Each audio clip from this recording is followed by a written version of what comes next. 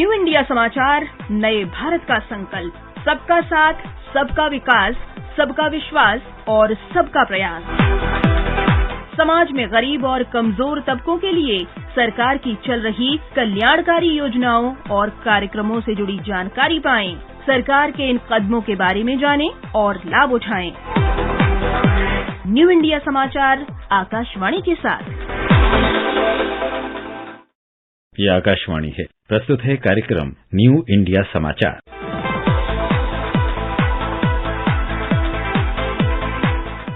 नमस्कार, आकाशवाणी के समाचार सेवा प्रभाग की प्रस्तुति न्यू इंडिया समाचार में आपका स्वागत है। श्रोताओं, हमारे देश भारत में एक कहावत प्रसिद्ध है कि अगर घर की एक महिला शिक्षित हो जाए तो पूरा परिवार शिक्षित हो जाता है। तो जरा सोचिए, जब देश की आधी आबादी यानी सभी महिलाएं शिक्षित और समर्थ होंगी तो देश किन ऊंचाइयों को छू लेगा। प्रधानमंत्री नरेंद्र मोदी के नेतृत्व में वर्तमान केंद्र सरकार इसी को ध्यान में रखकर आगे बढ़ रही है। और आज आपके समक्ष हम 1 से 15 मार्च का जो अंक लेकर प्रस्तुत हुए हैं, वो 8 मार्च महिला दिवस के उपलक्ष्य में नारी शक्ति और उनके सामर्थ्य को ही समर्पित है।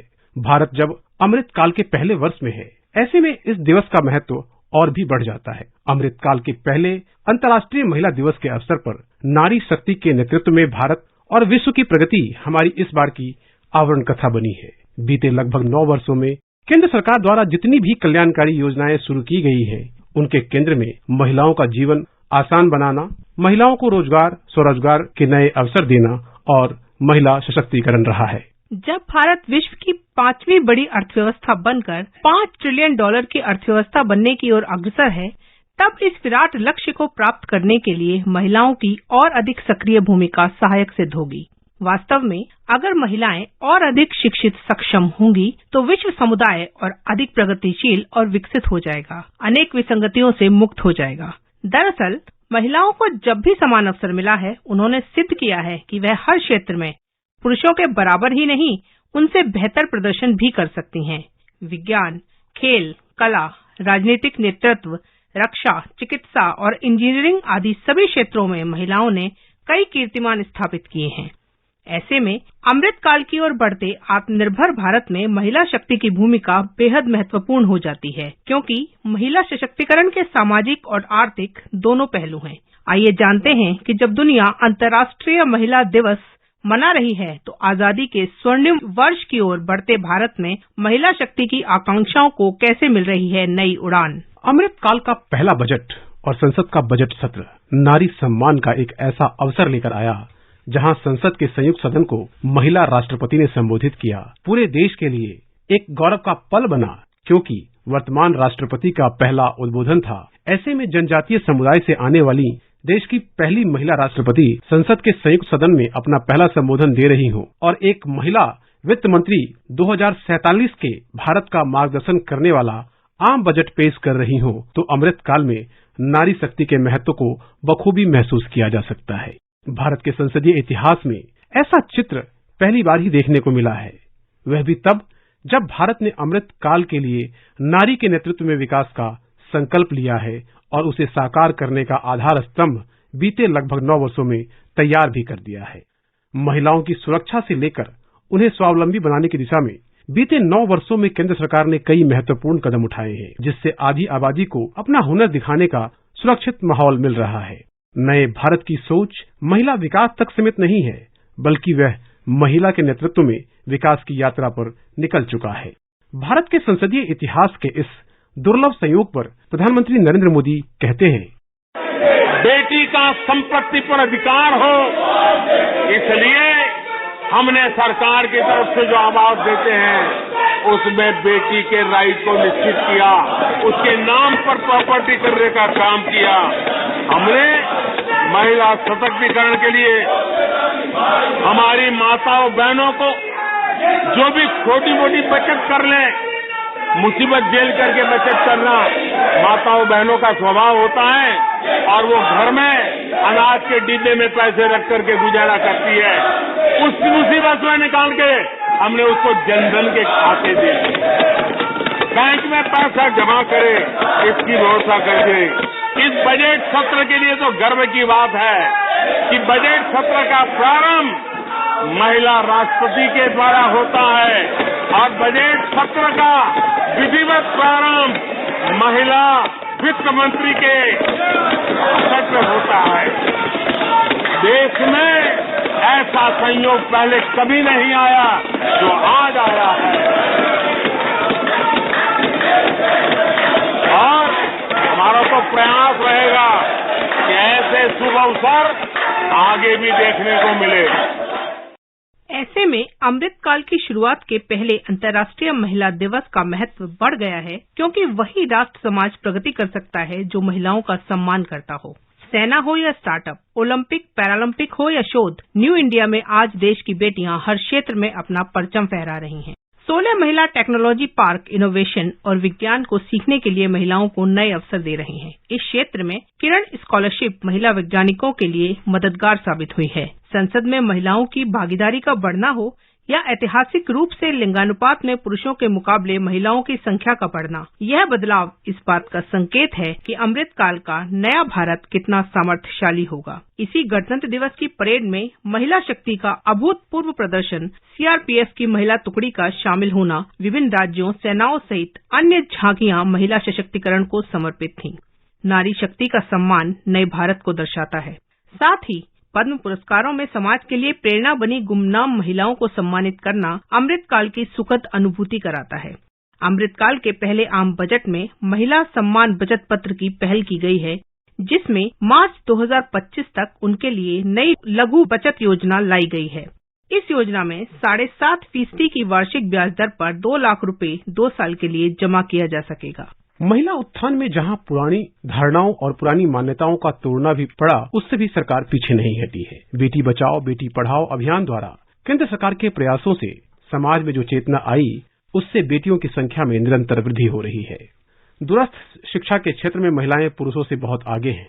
100 पुरुषों के मुकाबले पीएचडी में 130, एमफिल में 109, स्नातकोत्तर में 122, डिप्लोमा में 104 और इंटीग्रेटेड कोर्स में 376 महिलाएं हैं। लिंग अनुपात में भी देश में पहली बार पुरुषों की तुलना में महिलाओं की संख्या अधिक हुई है एवं महिलाओं का स्वास्थ्य भी पहले के मुकाबले और बेहतर हुआ है। प्रधानमंत्री सुरक्षित मातृत्व अभियान हो या फिर प्रधानमंत्री मातृ वंदना योजना, इनसे मां और बच्चे दोनों के जीवन को बचाने में हम सफल रहे हैं। आयुष्मान भारत योजना की भी लगभग 50% लाभार्थी महिलाएं ही हैं। सुकन्या समृद्धि योजना से देश भर की करोड़ों बेटियों के बेहतर भविष्य के लिए पहली बार बचत खाते खुले हैं। नई राष्ट्रीय शिक्षा नीति में भी बेटियों की शिक्षा के लिए अनेक महत्वपूर्ण कदम उठाए गए हैं। केंद्र सरकार ने यह भी सुनिश्चित किया है कि किसी भी काम, किसी भी कार्य क्षेत्र में महिलाओं के लिए कोई रुकावट न हो। इसलिए खनन क्षेत्र से लेकर सेना में अग्रिम मोर्चों तक हर सेक्टर में महिलाओं की भर्ती खोल दी गई है। सैनिक स्कूलों से लेकर मिलिट्री ट्रेनिंग स्कूलों तक में अब देश की बेटियां पढ़ाई और ट्रेनिंग कर रही हैं। भारत की नारी शक्ति आज अंतरिक्ष में उड़ान भर रही है। प्रधानमंत्री नरेंद्र मोदी के नेतृत्व वाली सरकार ही है जिसने मातृत्व अवकाश को 12 सप्ताह से बढ़ाकर 26 सप्ताह किया है। आज मुद्रा योजना की लगभग 70% लाभार्थी महिला उद्यमी ही हैं। केंद्र सरकार नारी शक्ति को समर्थ बनाने और प्रोत्साहित करने के लिए कितनी गंभीर है, इसका अंदाजा पद्म पुरस्कारों में महिलाओं की बढ़ती भागीदारी से भी लगाया जा सकता है। 2015 से लेकर अब तक 204 महिलाओं को उनके अभूतपूर्व कार्यों के लिए पद्म सम्मान दिया गया है। वर्ष 2022 में घोषित पद्म सम्मानों में भी 34 पद्म पुरस्कार अलग अलग क्षेत्रों में काम कर रही महिलाओं को मिले थे। यह अपने आप में एक रिकॉर्ड है। आज तक कभी इतनी ज्यादा महिलाओं को पद्म सम्मान नहीं मिला है। इस वर्ष घोषित सूची में 19 महिलाएं शामिल हैं। अगर अमृतकाल के आम बजट में महिलाओं के लिए की गई पहल की बात की जाए तो शहरी या ग्रामीण महिलाएं हों, कारोबार रोजगार में व्यस्त महिलाएं हों या घर के काम में व्यस्त महिलाएं हों, उनके जीवन को आसान बनाने के लिए बीते वर्षों में सरकार ने अनेक कदम उठाए हैं। जल जीवन मिशन हो, उज्ज्वला योजना हो, पीएम आवास योजना हो, ऐसे अनेक कदमों को बहुत बड़ी ताकत के साथ आगे बढ़ाया जाएगा। उसके साथ साथ महिला स्वयं सहायता समूह, एक बहुत बड़ा सामर्थ्यवान क्षेत्र, आज भारत में बहुत बड़ी जगह प्राप्त कर चुका है। उसको अगर थोड़ा सा बल मिल जाए तो वह अचंभित कर सकते हैं। इसलिए महिला स्वयं सहायता समूह, उनके सर्वांगीण विकास के लिए नई पहल इस बजट में एक नया आयाम जोड़ेगी। महिलाओं के लिए एक विशेष बचत योजना भी शुरू की जा रही है और जन धन खाते के बाद यह विशेष बचत योजना सामान्य परिवार की गृहिणी को बहुत बड़ा संबल देने वाली है। प्रधानमंत्री नरेंद्र मोदी कहते हैं, आज बदलते हुए भारत में देश की बहन बेटियों के पास भी आगे बढ़ने के अवसर बढ़ रहे हैं। घर, शौचालय, बिजली, पानी, गैस जैसी सुविधाओं से सभी बहनों को जोड़ा जा रहा है। बहनों बेटियों की शिक्षा, स्वास्थ्य, पोषण, टीकाकरण और दूसरी जरूरतों पर भी सरकार पूरी संवेदनशीलता से काम कर रही है। इससे न सिर्फ महिलाओं की गरिमा बढ़ी है, बल्कि बेटियों बहनों का आत्मविश्वास भी बढ़ रहा है।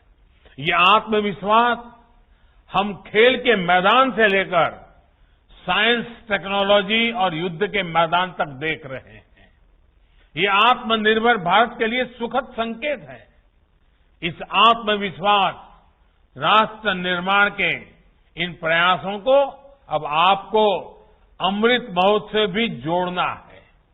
आजादी के 75 वर्ष होने के उपलक्ष्य में चल रहा आजादी का अमृत महोत्सव 15 अगस्त 2023 तक चलेगा।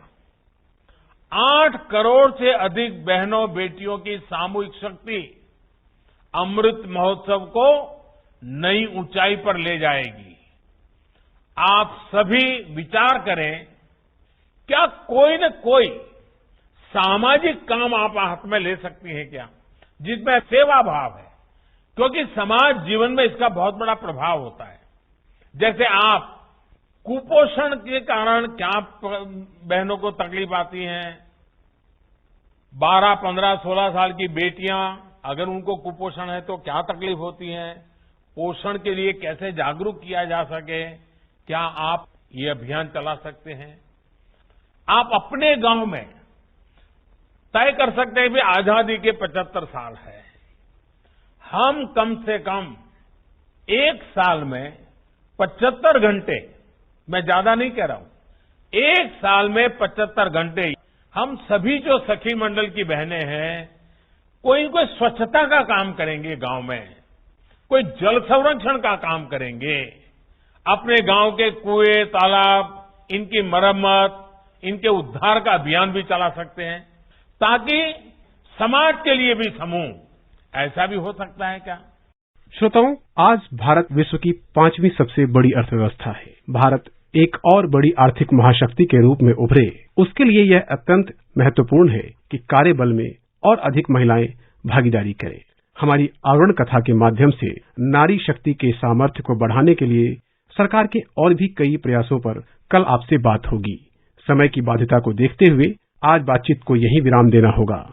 श्रोताओं, इस पाक्षिक पत्रिका की हर प्रति newindiasamaachar.piv.gov.in वेबसाइट पर उपलब्ध है, जहां आप सभी समाचारों को विस्तार से पढ़ सकते हैं। डिजिटल और प्रिंट में यह पत्रिका देश ही नहीं विदेशों में भी अपनी अलग पहचान बना चुकी है। इसका ट्विटर हैंडल NISPIB इंडिया है, जो वेरीफाइड है। इसके अलावा आप हमें response-nis@pib.gov.in पर ईमेल के जरिए अपना सुझाव भी भेज सकते हैं। तब तक के लिए धन्यवाद।